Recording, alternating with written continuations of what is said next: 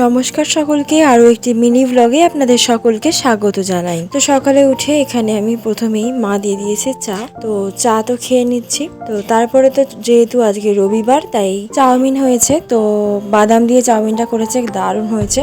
Tiffin করে তো আঁকতে এসে গেছিলো, তো এই আঁকিয়ে নিয়েছিলাম। তো এখানে একজনই আজকে আঁকতে এসছে। তারপরে মা একটু কষা মাংস রেখেছিল, ও দারুণ ছিল।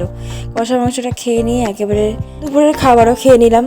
তারপরে তো বিকেলে একটু বেরোচ্ছি, যাবো একটু রামতলার দিকে। তো তার আগে আমি কম্পিউটার ক্লাসও করিয়ে নিয়েছি, আর এখানে আমি এই যে নিয়ে নিয়েছি টাকা, কারণ রাস্তায় বেরোচ্ছি, টাকা তো নিতেই হবে। তো এই যে বেরিয়ে পড়েছি, এখন রাস্তা দিয়ে হাঁটছি।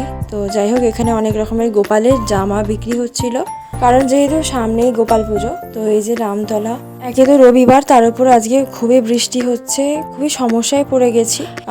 একটু পরেই দেখতে পাবেন যে এই যে বসে আছে অনেক লোক, এখানে বসে আছে, কারণ বৃষ্টিতে আমরা আটকে পড়েছিলাম। যাই হোক, এতটাই ভিডিওটা রাখছি, কেমন লাগলো অবশ্যই কমেন্টে জানাবেন।